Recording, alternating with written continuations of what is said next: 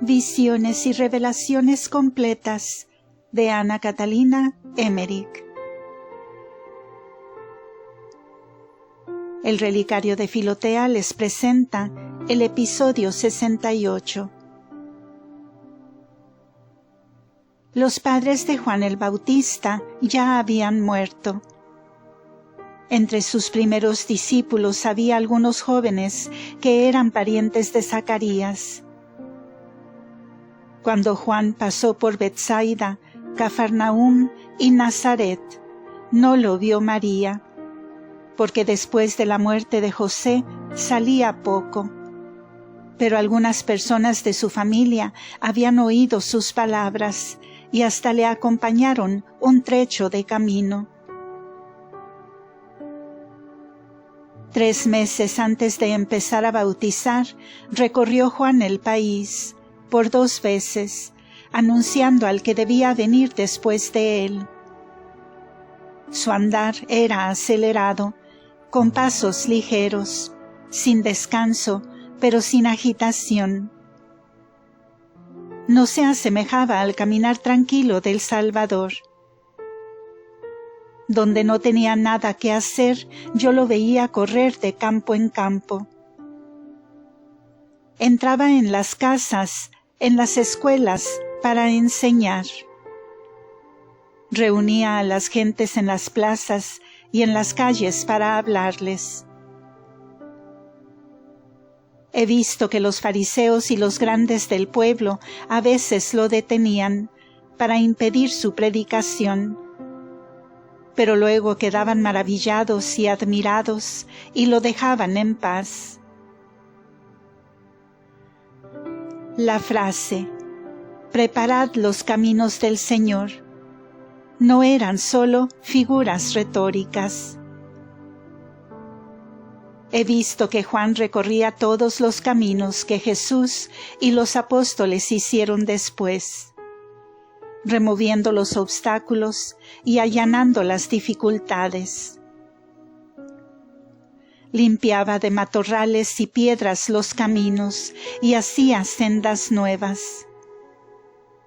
Colocaba piedras en ciertos lugares de vado, limpiaba los canales, cavaba pozos, arreglaba fuentes obstruidas, hacía asientos y comodidades que después el Señor usó en sus viajes.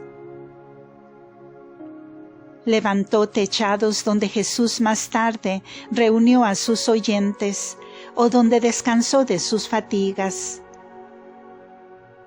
En todos sus trabajos, este hombre sencillo y serio despertaba la admiración de todos los que le observaban o ayudaban, aun en las chozas de donde los sacaba para que le prestasen herramientas. En todas partes era rodeado y sin miedo los exhortaba a la penitencia para la proximidad del Mesías, llamándose a sí mismo el preparador de sus caminos. A menudo lo he visto indicando la dirección por donde Jesús caminaba en esos momentos. Con todo, nunca lo vi junto a Jesús, aunque a veces no estaban a más que 1 hora de camino, uno de otro, en sus viajes.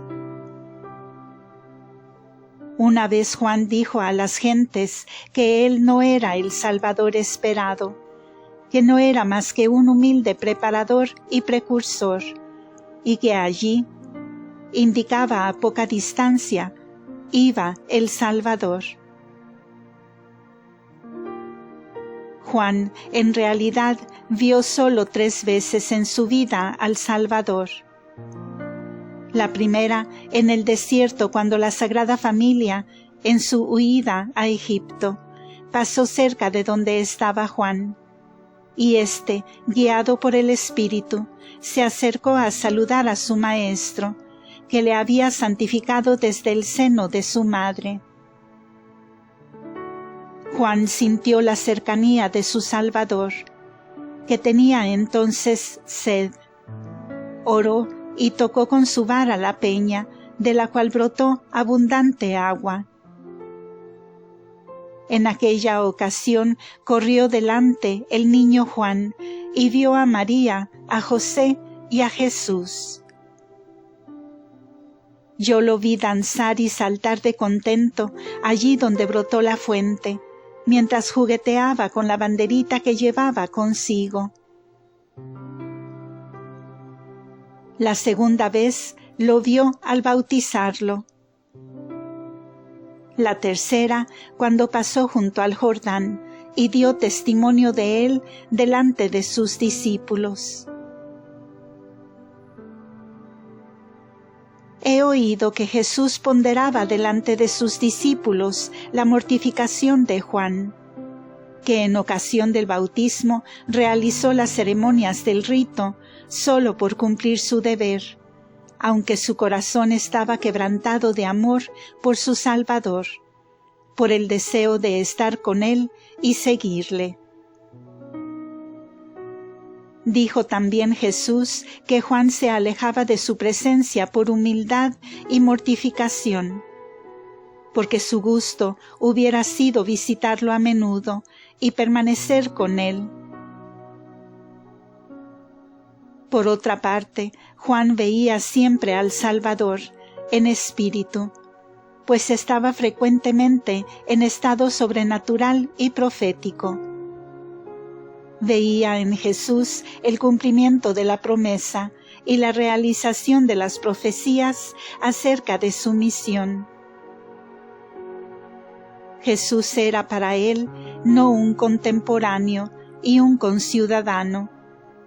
Era el Salvador del mundo, el Hijo de Dios hecho hombre, el Eterno aparecido en el tiempo, y por esto no podía siquiera pensar en vivir con él y familiarizarse en su presencia.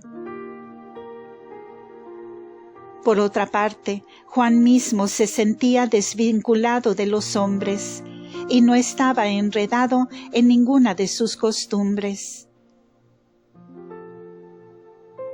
Desde el seno materno estuvo prevenido y regido por el Eterno, puesto en relación sobrenatural por el Espíritu Santo con su Redentor. Desde pequeño, niño, fue como sustraído del mundo y permaneció en el desierto no sabiendo nada más que las cosas de su Redentor, hasta que salió, como nuevamente nacido, del desierto para cumplir su misión seriamente, con entusiasmo, enérgicamente, sin preocuparse de lo que pasaba en el mundo.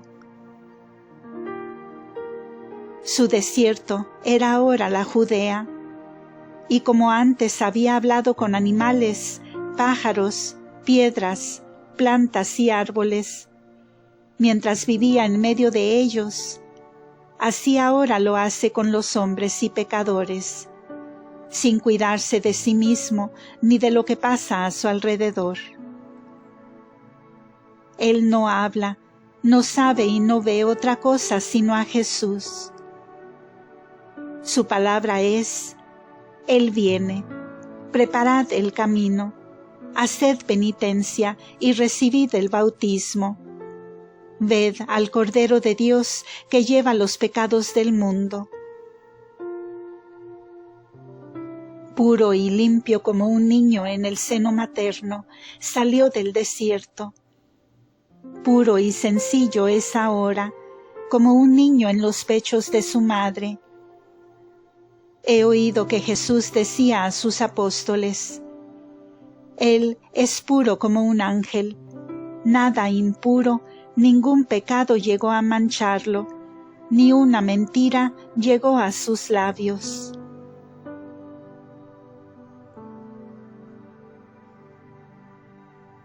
Julio 4.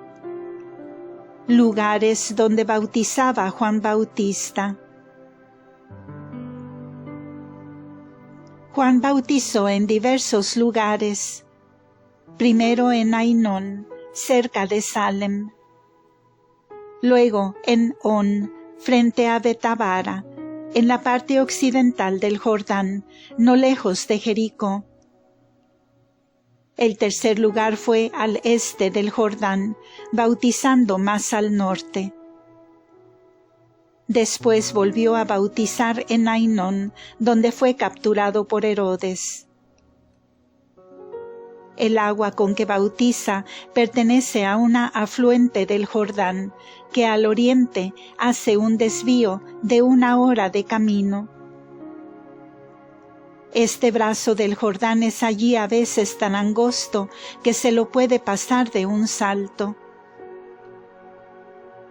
El lecho del río parece haber cambiado de curso, pues veía que algunos lugares iban quedando sin agua.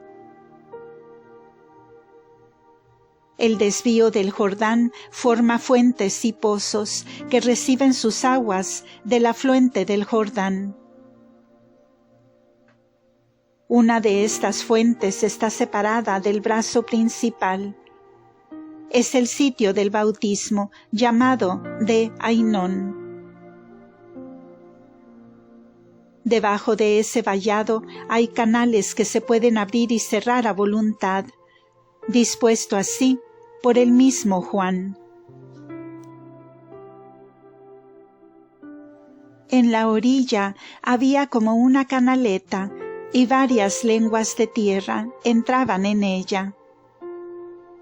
Los bautizandos se colocaban entre 2 de estas lenguas, dentro del agua hasta la cintura, apoyándose sobre un borde. Sobre una lengua de tierra estaba Juan, que recogía y derramaba el agua con una concha sobre la cabeza del bautizando, mientras en la otra parte estaba uno de los ya bautizados que ponía la mano sobre los hombros del neófito. Al primero de estos testigos, el mismo Juan le había puesto las manos sobre los hombros. Los bautizandos no tenían la parte superior del cuerpo completamente descubierta. Se les ponía encima un paño blanco, dejando descubiertos solamente los hombros. Había allí una choza donde se vestían y desvestían. No he visto bautizar aquí a ninguna mujer. Cuando bautizaba a Juan tenía puesta una ropa larga y blanca. La región es una comarca hermosa y rica de agua, llamada Salem. La población de este nombre está a ambos lados del río. Ainón está situada al otro lado del Jordán, al norte de Salem, más cerca del Jordán y es más grande. Veo muchos animales paciendo en las praderas, sobre todo asnos. Rige en Salem y Ainón una especie de derecho antiguo, según el cual nadie puede ser echado del lugar que ocupa, por ser declarado libre. Juan levantó su choza en Ainón sobre las ruinas de un antiguo edificio, cuyos muros estaban ya cubiertos de vegetación y se veían otras chozas edificadas sobre ellos. Estas ruinas eran los antiguos fundamentos de tiendas levantadas por Melquisedec. Acerca de este lugar tuve varias visiones de antiguos tiempos. Recuerdo que Abraham tuvo aquí una visión y dispuso 2 grandes piedras. Sobre una se hincó para orar y la otra la erigió en altar. He visto su propia visión. Era una ciudad como la celeste Jerusalén, de donde partían como rayos de agua brillantes hacia abajo. Se le dijo que debía rezar para el advenimiento de la ciudad de Dios sobre la tierra. Esa agua, que provenía de la ciudad celestial, se desparramaba hacia todos lados. Abraham tuvo esta visión 5 años antes que Melquisedec levantara su tienda. Este castillo estaba compuesto más bien por una serie de tiendas con galerías y escaleras, semejantes a las habitaciones del rey Mensor en Arabia. Solamente los fundamentos eran de piedras. Me parece reconocer ahora, en tiempos de Juan, los 4 ángulos donde estaban plantadas las columnas del edificio. Sobre estos muros, que parecen una fortaleza, había construido Juan su choza de juncos. Melquisedec había edificado estas casas porque aquí se juntaban muchos extranjeros y viajeros por ser lugar de abundantes aguas. Creo que también Melquisedec había edificado aquí porque, como siempre lo he visto aparecer como guía y conductor de pueblos, los reunía para aconsejarlos y guiarlos y hospedarlos hasta su partida. Pero desde entonces tenía ya una relación con el bautismo de Juan, y era para Melquisedec el lugar desde donde iba para edificar a Jerusalén y para ir a donde estaba Abraham. Desde aquí distribuían las familias y tribus que se hospedaban en el lugar.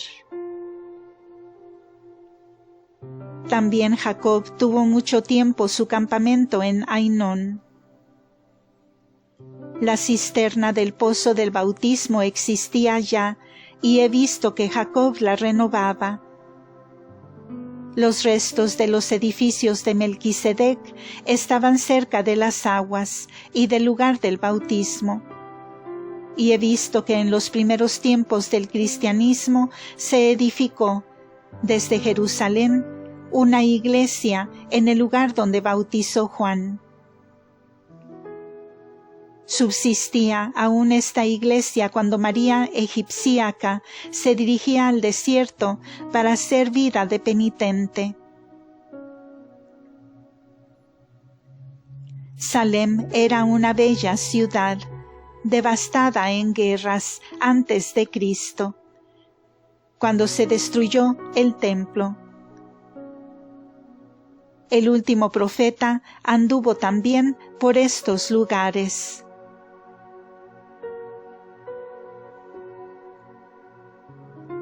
Junio 26 al 28. Juan Bautista y Herodes. Juan era ya célebre por su predicación desde hacía algunos meses, cuando acudieron algunos mensajeros de Herodes, desde Callirroe, para verlo. Herodes vivía en el castillo al oriente del Mar Muerto, donde había baños de mar y baños calientes. Herodes deseaba que Juan fuese a donde estaba él, pero Juan contestó a los mensajeros que tenía mucho que hacer, que si Herodes deseaba verlo y hablarle, podía allegarse a él. Después de esto vi a Herodes viajando sobre un carruaje, más bien bajo, de ruedas, pero sobre un trono alto, desde el cual podía ver a su alrededor. Este asiento tenía un techo, y en torno del carro había soldados que custodiaban al rey. Iba a un pueblo como a 5 horas de viaje al sur de Ainón, y mandó a decir a Juan que podía llegarse hasta ese lugar. Accedió, y fuera de la ciudad, en una choza, esperó a Herodes, quien concurrió sin acompañamiento. Recuerdo que Herodes le preguntó por qué habitaba una choza tan miserable en Ainón, que él, el rey, quería hacerle una casa buena.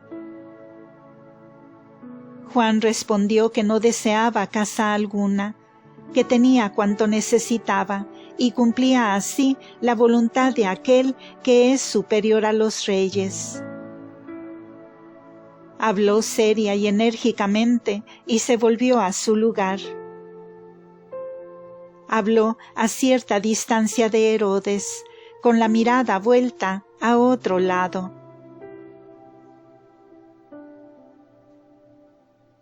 Junio 30.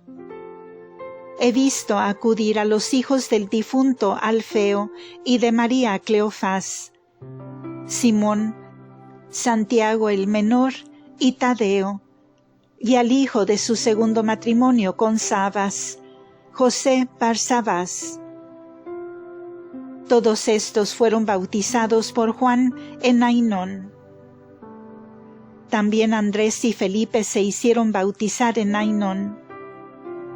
Más tarde volvieron a sus ocupaciones. Los demás apóstoles y muchos discípulos tienen ya el bautismo.